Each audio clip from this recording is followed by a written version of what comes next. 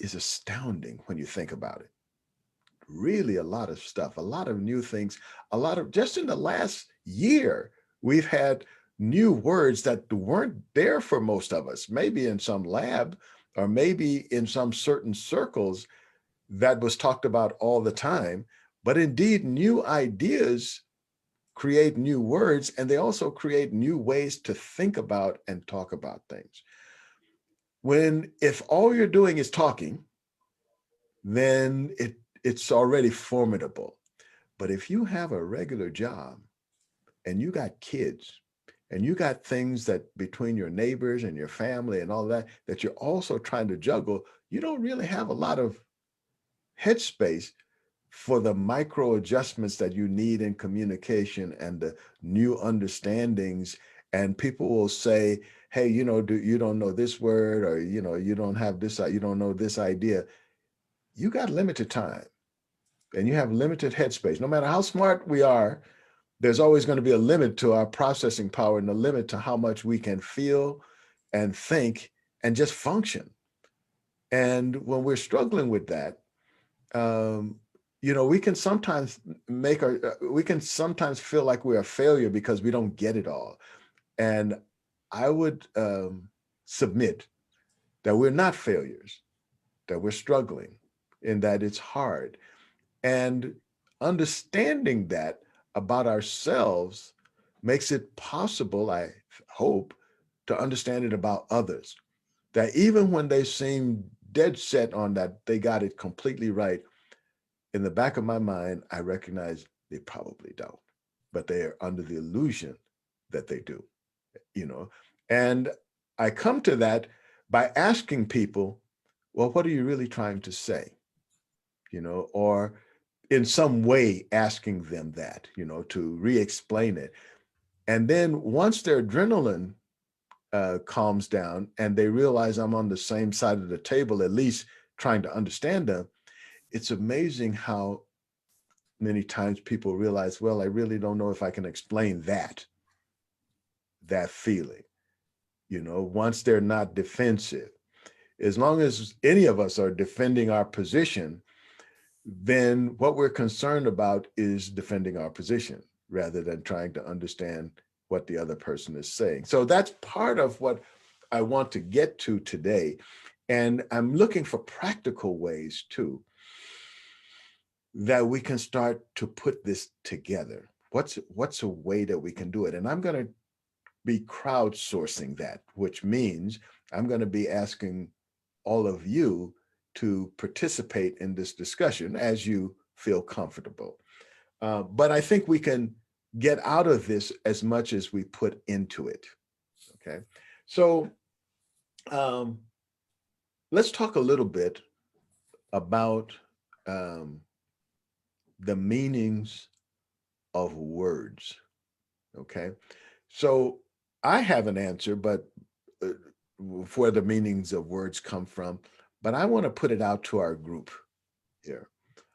Where do you think the meanings of words come from?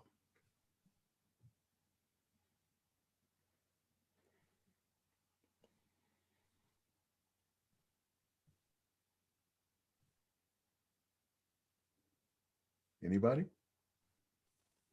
Well, they're derived from other languages. But if you say meaning, because some words can have several different meanings, and we with our backgrounds connect it to our past experiences. So we all have a certain slant on a meaning because we have an experience to connect with it. Mm-hmm. Very good. Very good point. Very good point. And I think you were talking about etymology, or you were saying, okay, look, the meanings come up and they derive from how people were using them before. But underneath that, on two levels, one, those people had to have meanings for those words that they were using. And two, they've changed to how we're using it now. So many words that derive from other words, those meanings are long forgotten. And when people use words today, It's rare, if ever, well, I'm sure sometimes, but they're not thinking about the origin of the word when they use that word. It's how we're using it currently. Okay, that becomes really important. So I want to throw out to the group, when you're using words yourself, how do you determine the meaning of the word that you're using? And the subtext to that is, are you translating that meaning to the other person?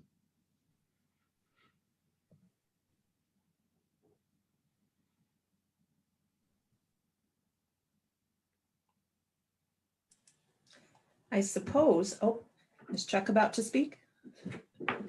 I was going to say, I suppose that, you know, that's a big part of the problem, because when I'm in casual conversation, I am relying on a lifetime's worth of experiences and usage of those words, and how my family and friends use them or used them. And, you know, it may be cultural and it may be regional, and all of those things may play a part. And yet I'm not thinking about that. I'm thinking of the way I have always used a word and what I think the word has always meant. And it's really difficult. I mean, it's a big extra step to get out of that and say, does this person I'm speaking with have the same understanding that I do? And you almost might have to stop and define some of those with them if you're going to make that clear, because you can't know. Yes. Interesting. Interesting.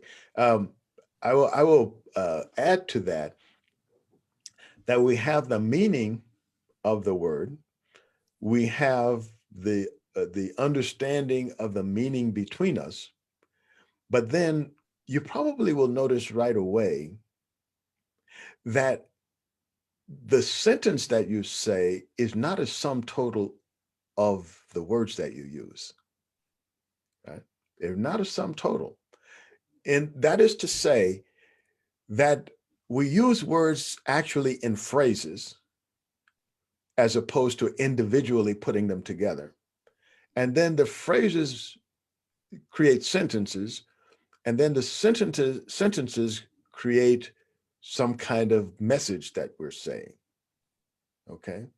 There are some things we can just say a word and something is more or less communicated. But then once you put those words together, now there's contextual meaning. And then you put those together and there's a larger context. Now, all of that it's a bit under the hood, but I think that is part of the struggle, is that all of this stuff is happening under the hood, not to mention how we're feeling as opposed to what we're able to express.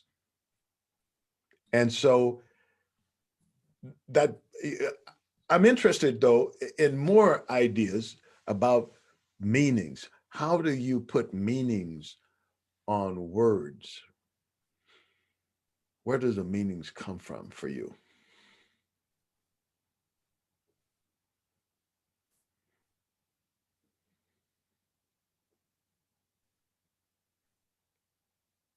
Dun, Well, dun, dun. clearly, this is Alphonse. Clearly, there has to be some kind of shared understanding of what a word means. For instance, when you say sun, it certainly is not referring to the moon.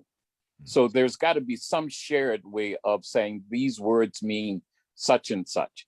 Now, when we get to the connotation of those words, that's a whole different piece that goes along with, I think, what you're saying about messaging. But no, we have to at least begin with a shared understanding of what words mean. I mean, children are children and adults are adults. And we all have to recognize that shared meaning of those words. Mhm. Mhm. So I'm taking the take home. If I'm I'm understanding, Alphonse. The take home here is that we have that the meaning is what is shared between two people. Yeah, we have They, we have a label for something that's representing something else in existence. We have to say we share that meaning. Mhm. Yeah.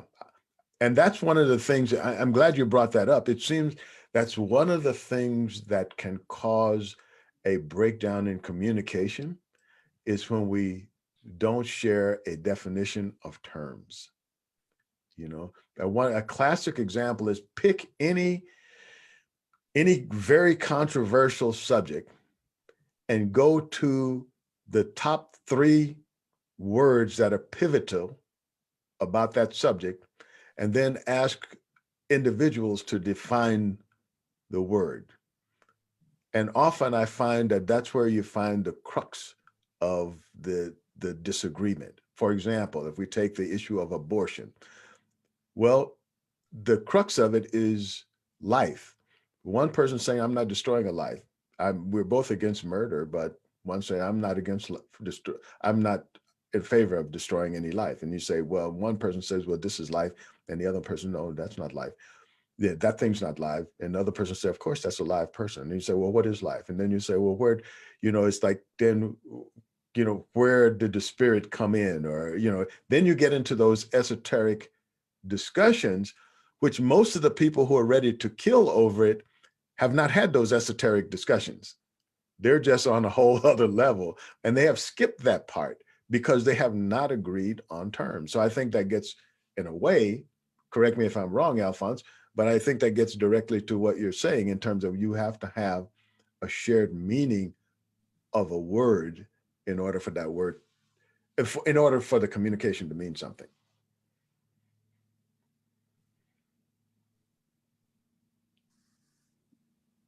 Yep, that's what I was saying. Okay. All right. Okay. One of, oh, Go ahead. Go ahead, Naima. one of this is wonderful because this is fabulous. And one of the things in terms of you were speaking of solutions, one of the things that I find myself doing more and more is when I speak, I say, well, such and such and so, this is how I'm looking at this. This is what this means to me. And then when we come through, like everybody said, that shared understanding, sometimes it goes off the rails. Well, how'd you get to that? Well, then you have another conversation. But for the most part, you put into the community that you're dealing with at any time you're dealing with it, whoever's speaking, what your definition of such and such is, or how you view a certain thing. And then it's almost like having a talking stick, which I'm in the process of making. Thank you, Lawrence. You would be able to say, okay, well, I agree with this.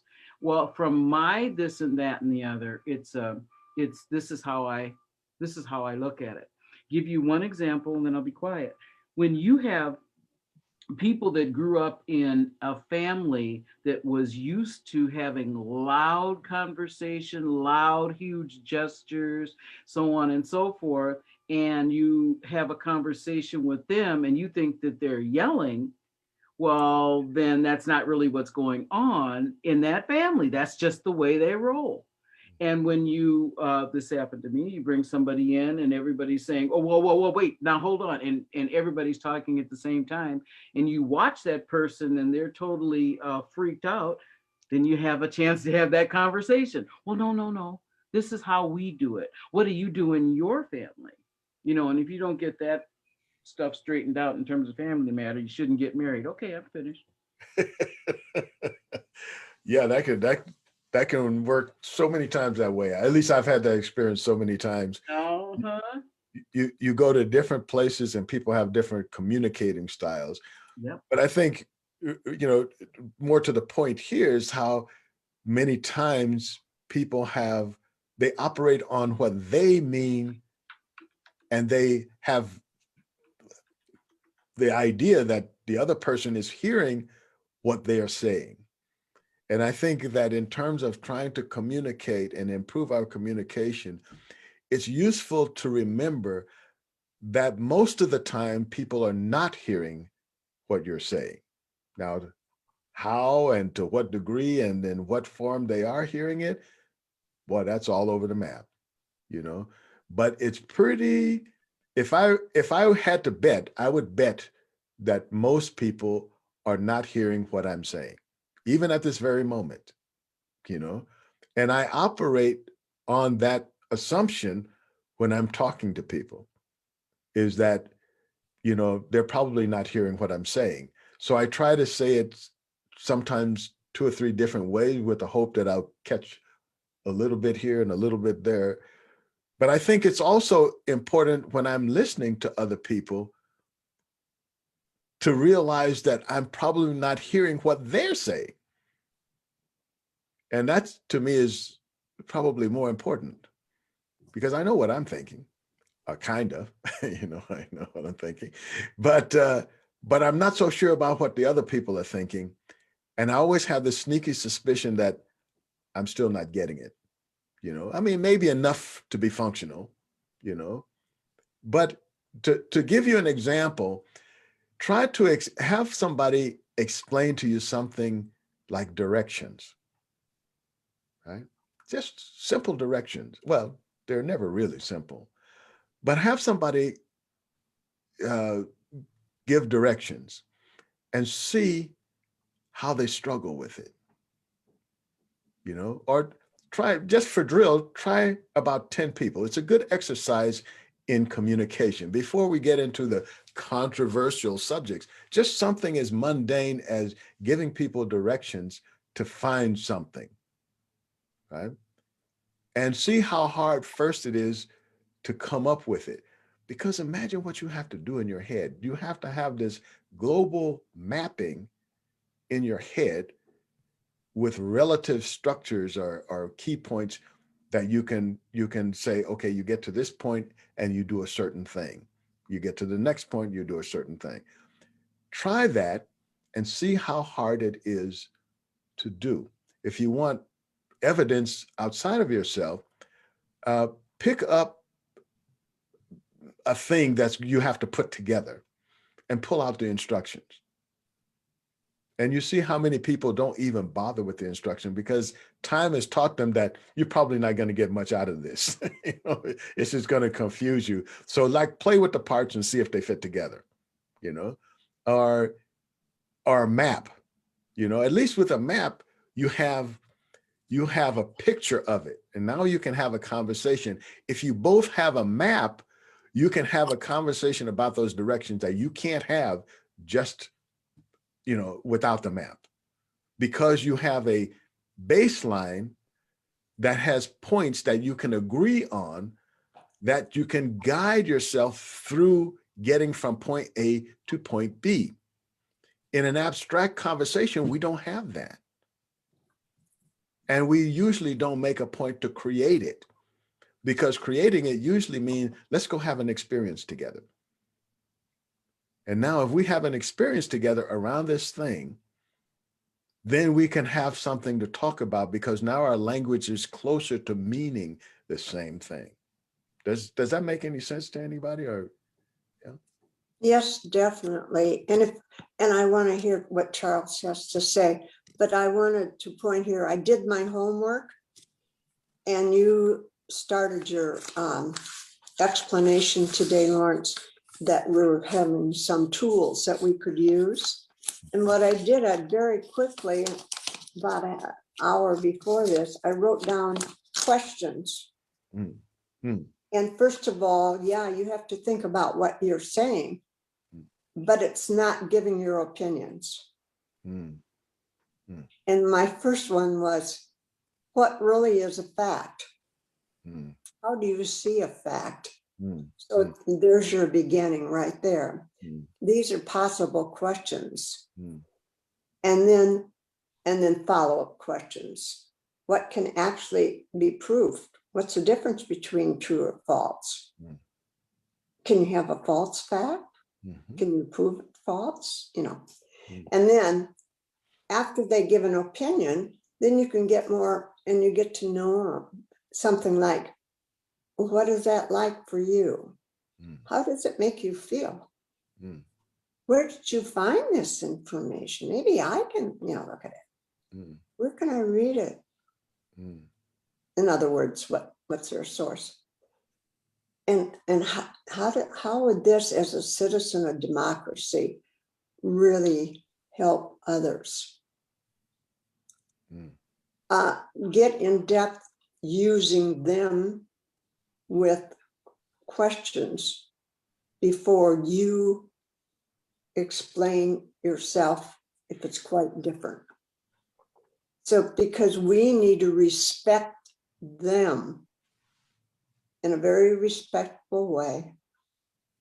And it also helps us with that to understand, because maybe it's something we didn't know, and we have to be open enough to accept that. And I'm going to quit. Oh, don't give up yet. We got more. Charles, did you have something you wanted to say? I heard Lee refer to it.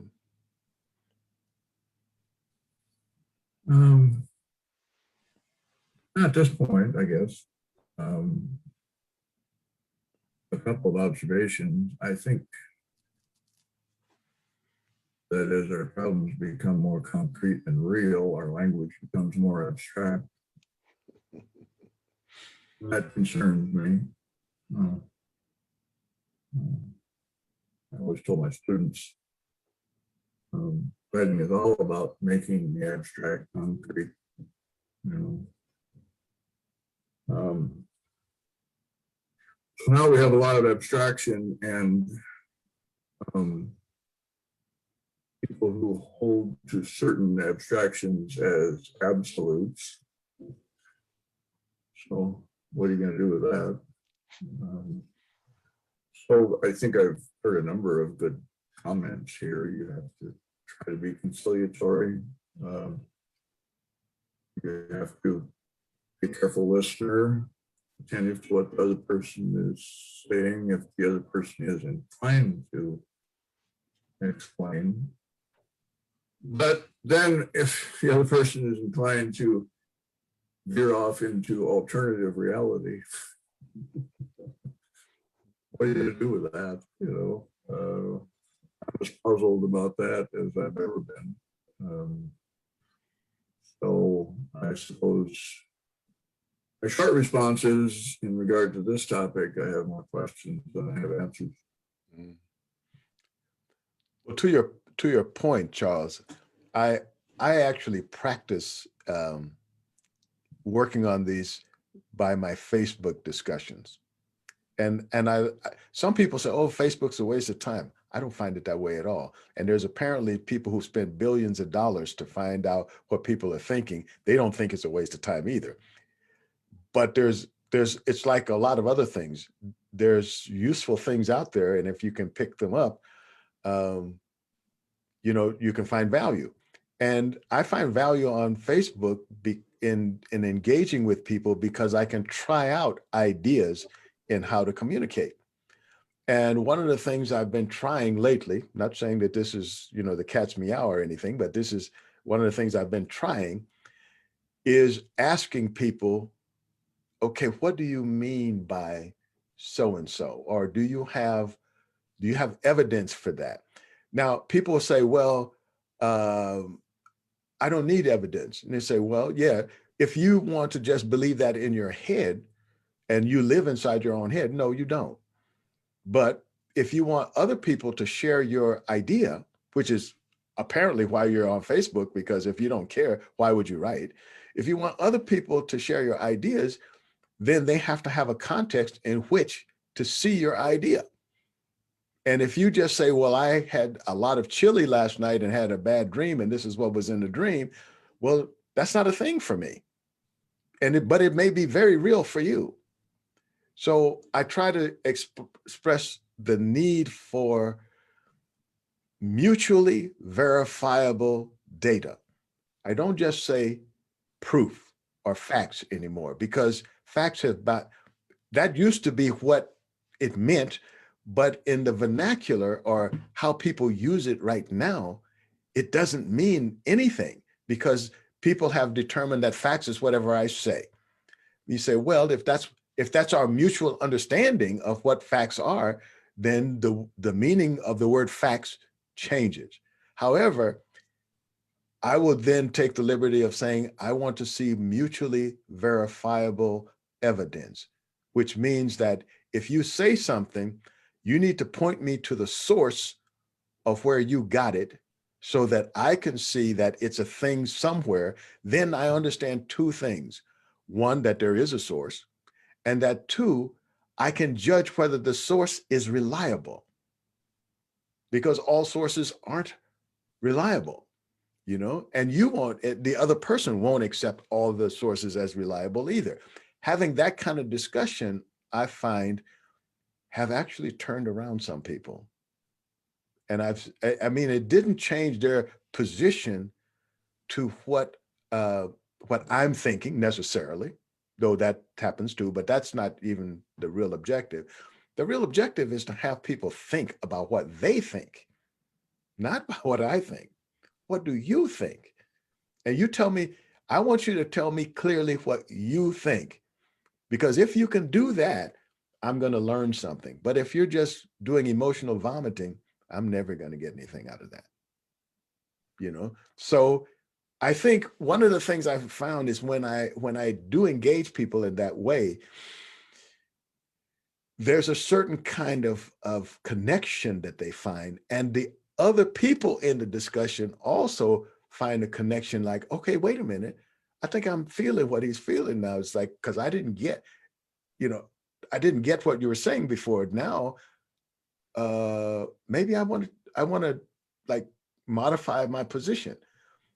But the important thing, again, what I'm looking for is not for them to think what I think.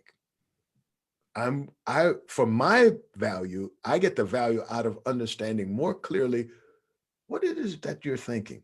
What is that point of view that you have? I want to know that. Now, to the extent that I can help you express that and fortify your position, I learned something. That's the benefit for me. You know, then I can determine, after I understand clearly what you're saying, is that point of view something I want to adopt? Then I can say, well, if this person thinks that, and here's a valid reason why I can see why they feel that way, even though I don't, because they had a whole different set of experiences than I did. It's one of the ways I got to how people feel differently about police, for example. If you grow up in a neighborhood where the policeman might even go up in a tree to get your cat out of the tree, you're going to have a whole different idea of policeman than I did. And I had to realize that I had to understand that when this person is coming from this place is like, I support the police and stuff like that. I get that now. I didn't get it before, but I get the fact that they haven't had the experience that I've had that makes me feel a different way about police, right? And their feeling is valid because that's all they have to go on until they have another experience, right? So then that brings us to how do our experiences inform how we communicate?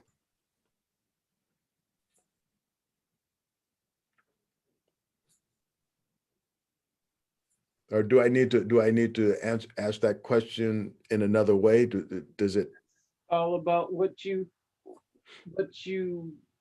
your life is experienced. The older you get, the more you know, and the more you've experienced. What do they say?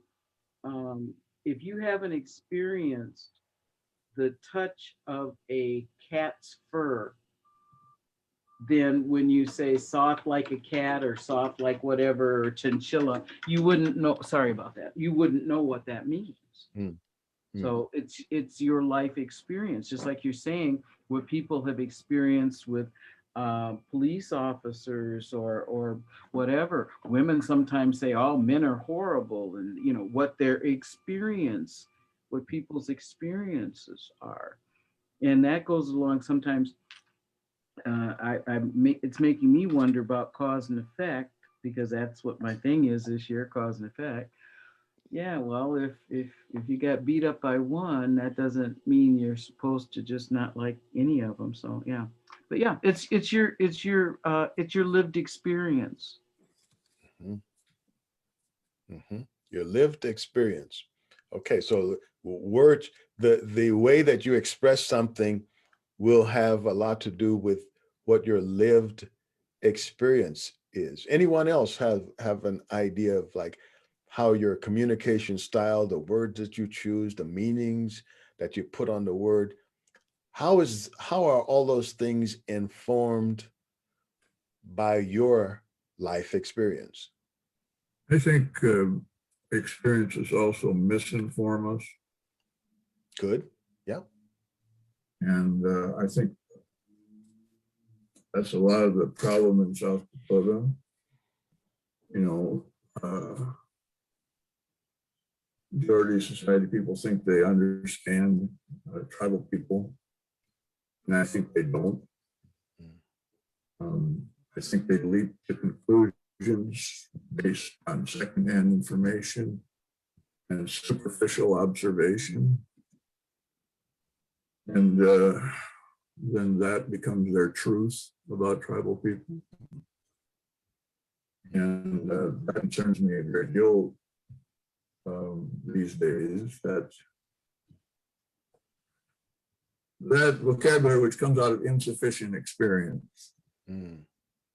You know, so you've given a good example of that. You know, I've had that getting the cat out of the tree kind of experiences that you allude to, which is to say, mostly positive experiences with police persons.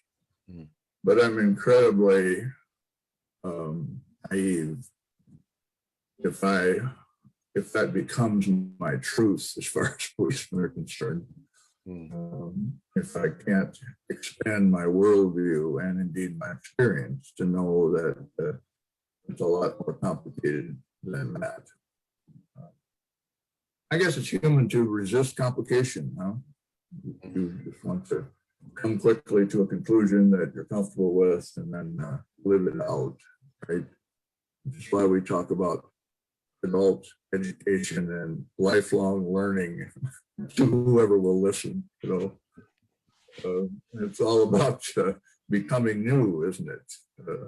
But if you won't do that, then what is negotiable, even in conversation with somebody like that? Mhm. I mean, I was really interested in what Lynn Hart said at a conversation or two ago. Maybe it was the beginning of this conversation. Location, location, location. Mhm. So he has this triadic understanding of context for conversations, and you know these different worlds, and he has to negotiate those. And, he appreciates the complication involved, but I think most people don't appreciate complication. My way or the highway. If I'm sounding kind of discouraged about all this, then it's because I am. Mhm. Yeah. Well, I can empathize. Oh my gosh, I can empathize with the complications, um, and the frustration rather.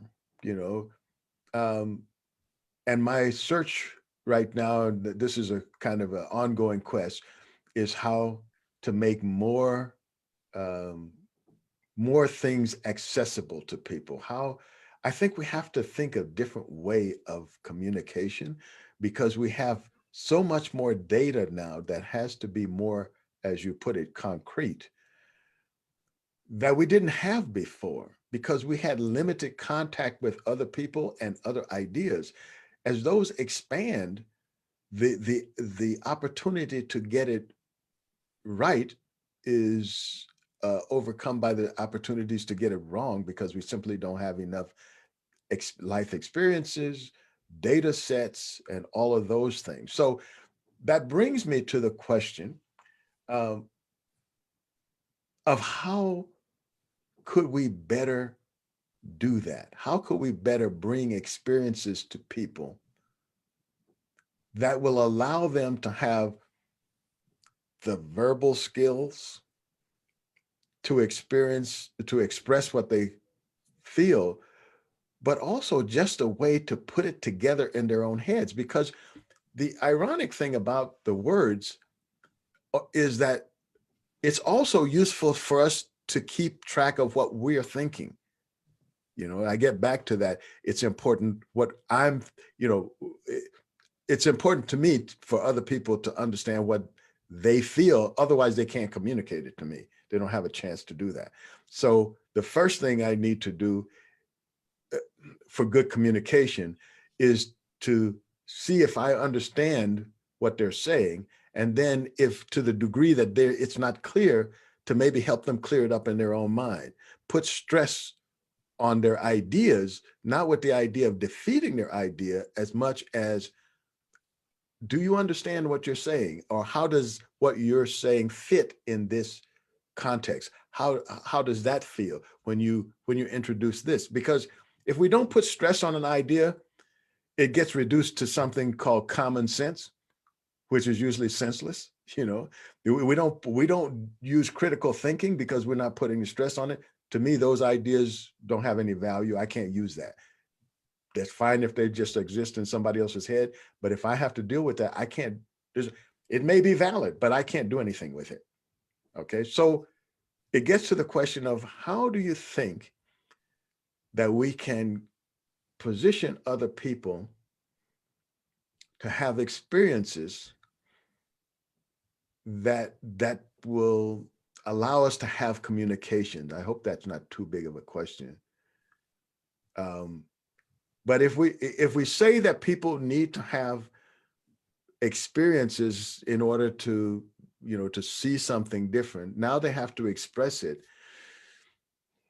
Question comes, do they have the language to do that? Well, the answer to your question, of course, is the sponsor of this program, the humanities, because you're not going to shift a lot of people into alternative lives and alternative lifestyles. So you need to gift them with the vicarious experience of the humanities. And I'll defer to Jennifer and Em here to say more. But that's the whole idea of the humanities program. And as far as I'm concerned, to as I used to say when I was in the Humanities Council, it's a question of values, you know, not just what, but why, a larger, multicultural way of thinking of things, the whole world, not just the narrow world in which we live, you know. So that's a hill to climb, but if we could convince more people of the value of the humanities and what it could do for our whole society, you know, we'd be moving the ball forward, wouldn't we? Humanities is all about moving from the abstract to the concrete, you know, making it real. And gifting people with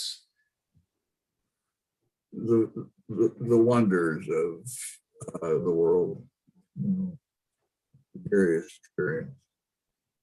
Read books, talk about them. Here you go, Jennifer. Yeah, that's where I was going too. Jennifer, you're on the spot now. So can you talk a little bit about what kinds of things that you could imagine that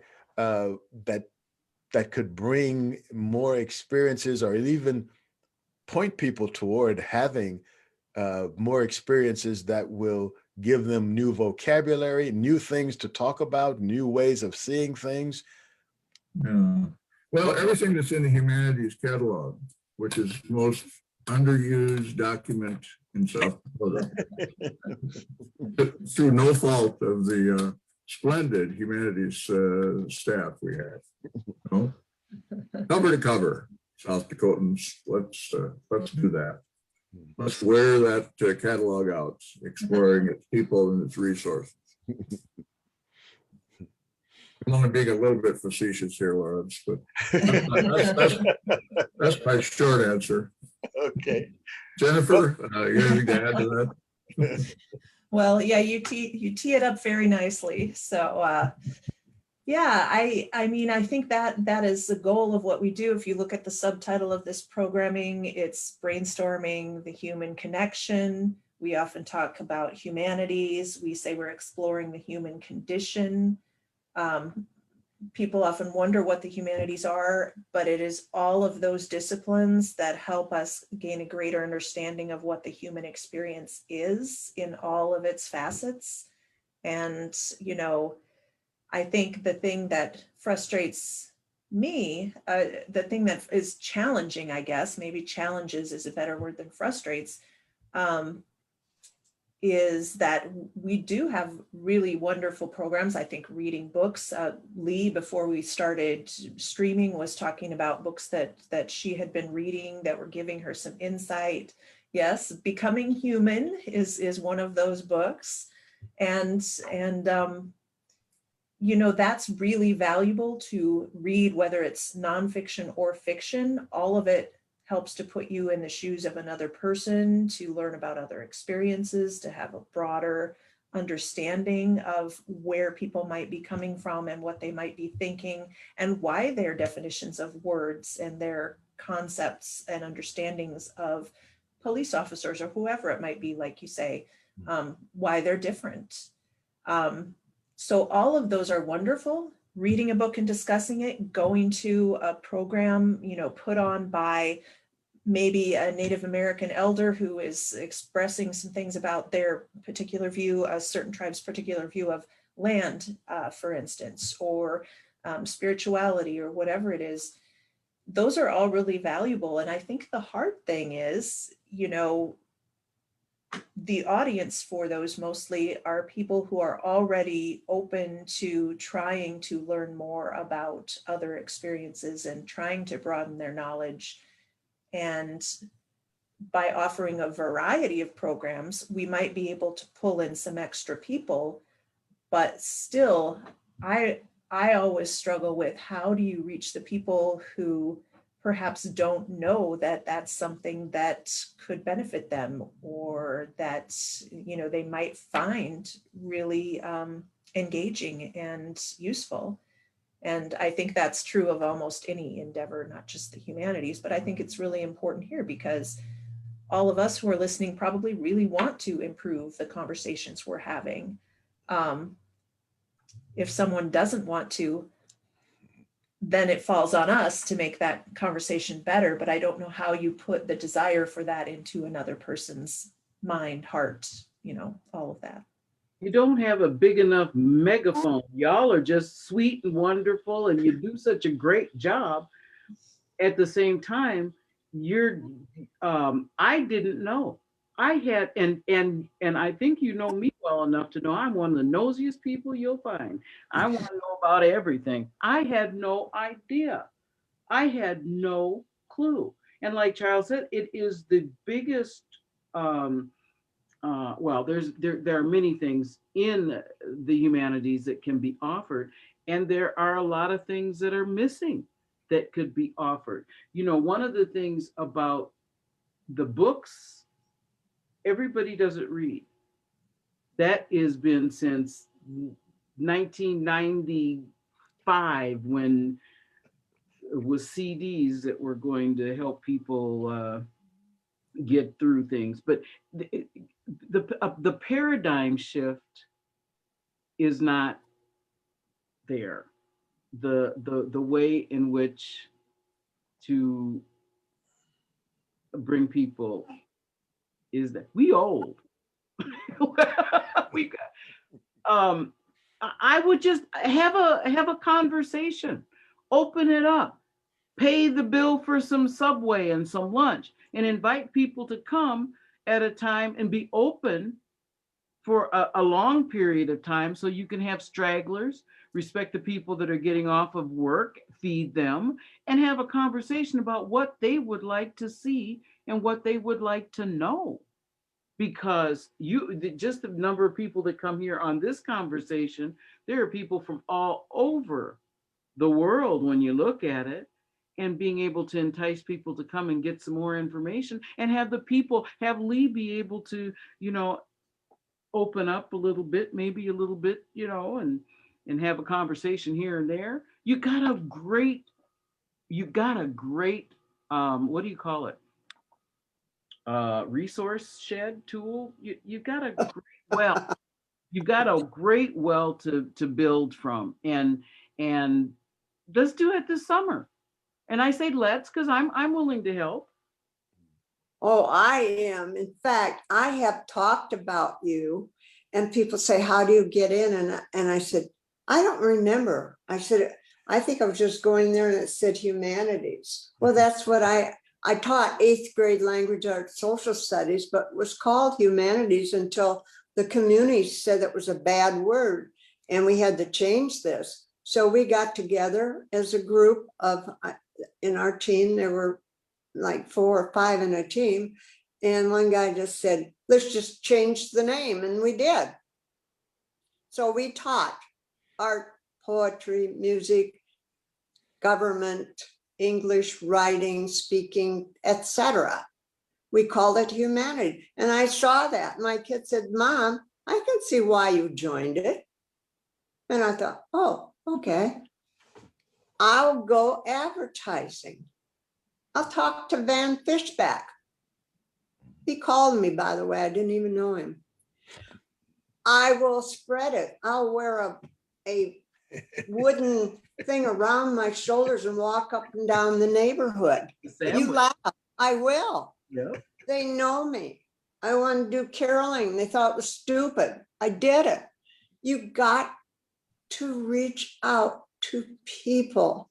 I agree with you, and I can't pronounce your name. Is it Naima? Naima. Yeah, go girl. Oh yeah, that's me. I will. My birthday too. 72 years young. Naima. Yeah. Don't look a day over 34. I know. I love it. Yeah, because I see she looks funny. She looks like she's got a beard on behind that design. You never can tell about Naima. But You might. it is spreading the news of what great work. And I have this last question. Do you have your meetings in Brookings when it's regular? Who is that question to? To anybody. I don't know anything about South Dakota Humanities except this group that I get on Thursday.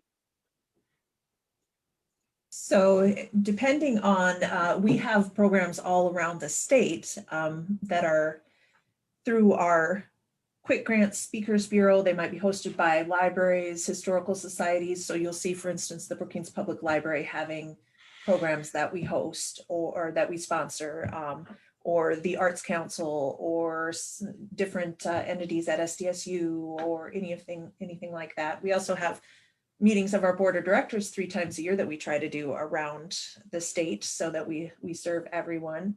So we kind of try to make a lot of that come from the grassroots, and we're supportive of it. And of course, I always have to put a plug in for the Festival of Books. In the even years, it's in Brookings. So this year we're out in Deadwood, and that's going to be really fun.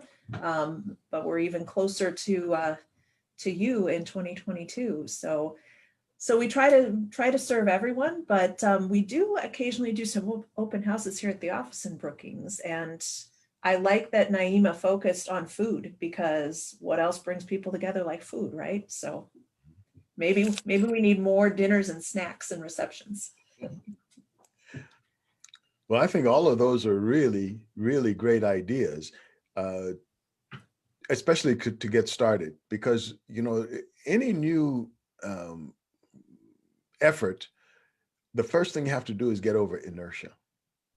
Just getting something in motion. It's like a bicycle. You got to get the thing, you got to get it moving first. You can turn the handlebars any way you want, but nothing happens until that bike is in motion. It's going to fall over unless it's in motion. And lots of inertia kind of works that way. You got to get the gyroscope spinning. And so a lot of that is just getting over some initial apprehension about getting out of our comfort zone. You know, I notice a lot of people whose life is to some degree focused on their faith, and understanding that in South Dakota, I started to, in order to get to know people, I started going to different churches. I made a point to go to different churches. So I've been to like a Russian Orthodox church. I've been to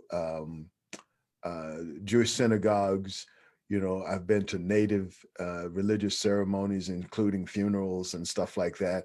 And they have different, not only the native traditional ones, but also the different like Episcopal ones or something like that, just to see. And of course, you know, the usual Catholics and Lutherans, and I go to the different ones of those. So it's what I get out of those is, one, just showing up. I don't have to have any reason to go. I just go. And just the fact that I'm there changes the whole, it changes the whole service, really. And you can feel it because people keep looking at you like, where'd this guy come from? You know? Yep. So that's a whole different conversation. Now I'm less abstract than I was before I came. And I think that happens on a personal level more than on the group level. And right now, that's my focus, is not so much like group to group understanding, but I want to know under the hood. I want to get the granular experience. What is this person like, as opposed to what are these people like? Because the people are made up of persons. And if we forget that, then to that extent, we don't ever see the person. And that person becomes an effigy. They're not the person that you're looking at. You're looking at that, at an effigy, because you're trying to cram in all of these stereotypes or whatever, and trying to understand that person through all of those perhaps misconceptions. Right?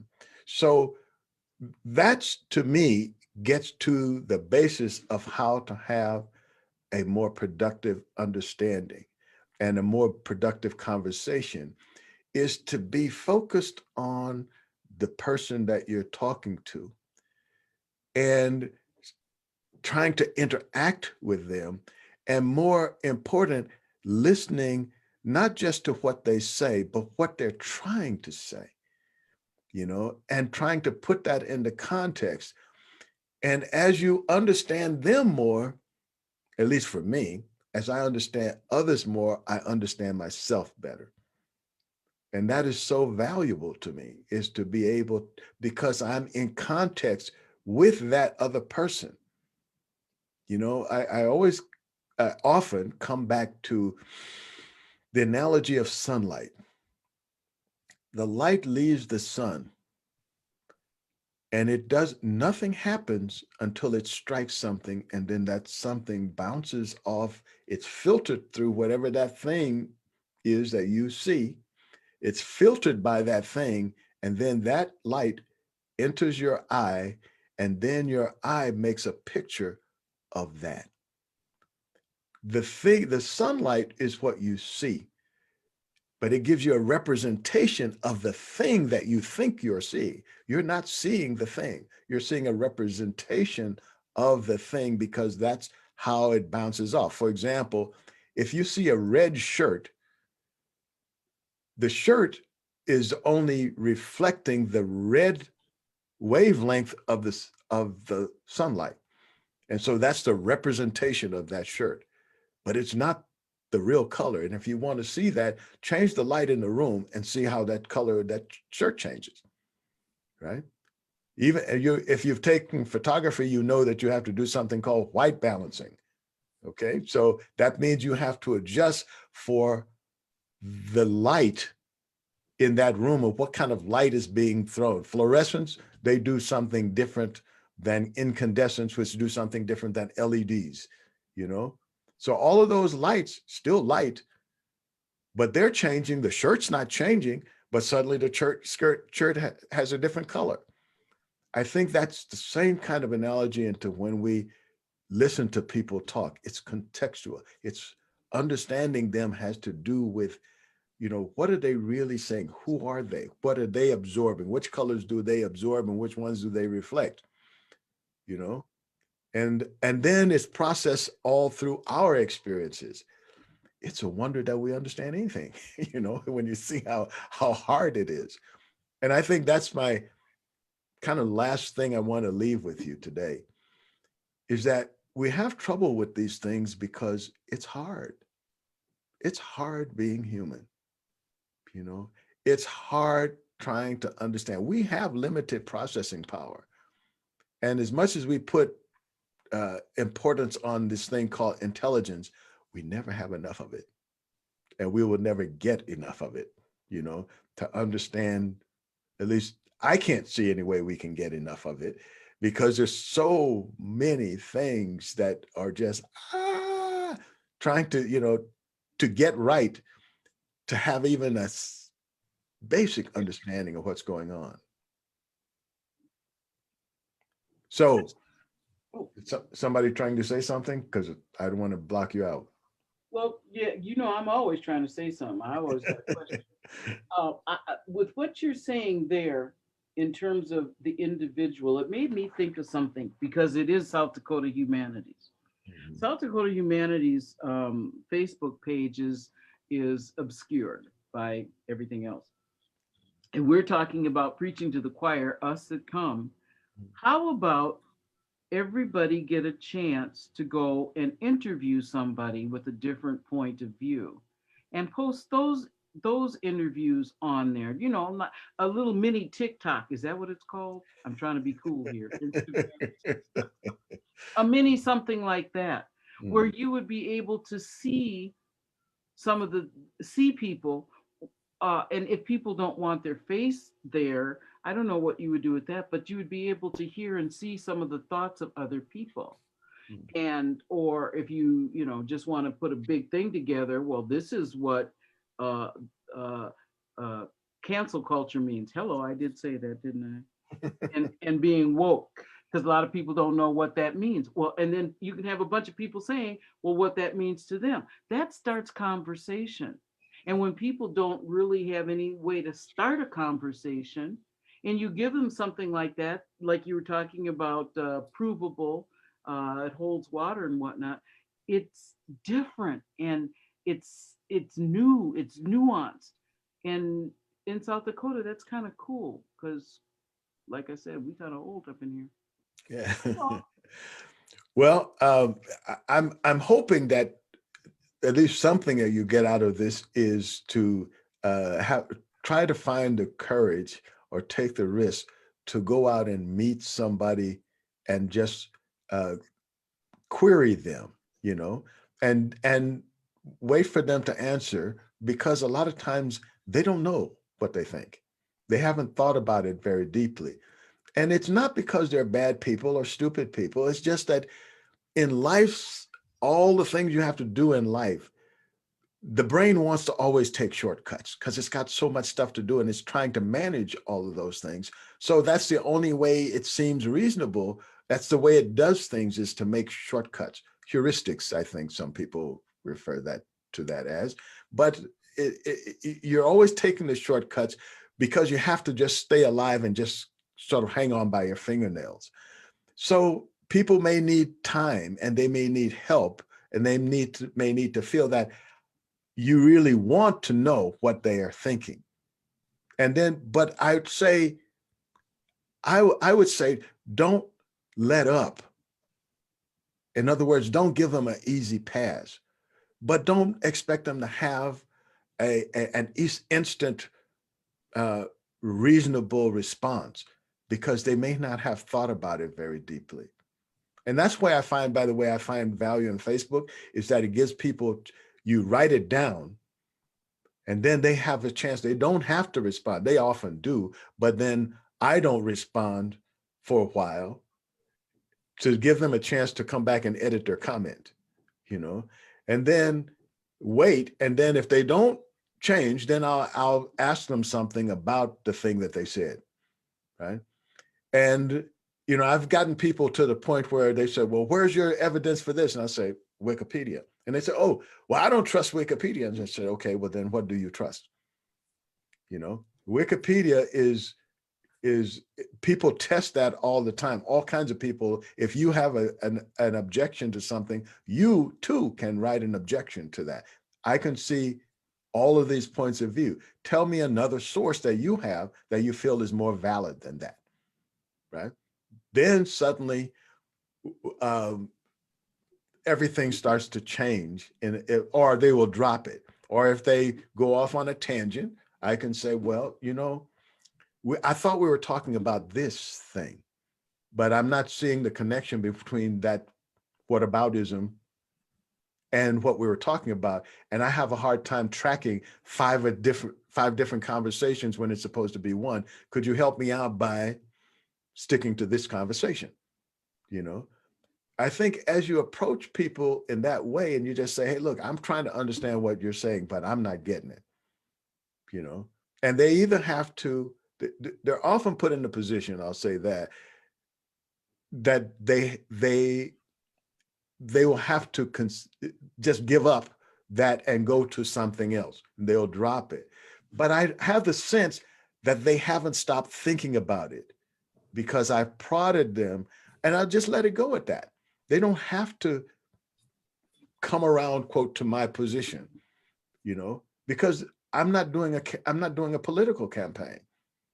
So I have nothing to win except understanding what their point of view is. Because if they change to my point of view, there's a good chance they have to give up their whole family because nobody else likes them now, you know, because they've turned to a communist in their eyes. So with that,